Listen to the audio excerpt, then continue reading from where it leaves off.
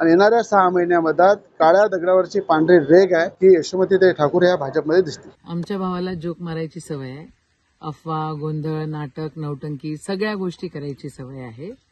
असं आहे, तुमचा पक्ष नेमका कोणता हे तुम्ही ठरवलं पाहिजे. आजची वस्तुस्थिती ही आहे की भाजपनी त्यांचा पक्ष रवी राणा, नवनीत राणाच्या खुटाले बांधलेला आहे.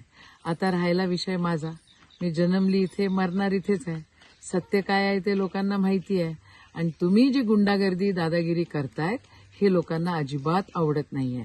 आदरणीय आमचे मुख्यमंत्री यांनी अख्खा पक्ष अमरावतीचा रवी राणा, नवनीत राणाच्या खुट्याले बांधलेला आहे. हा विषय आहे.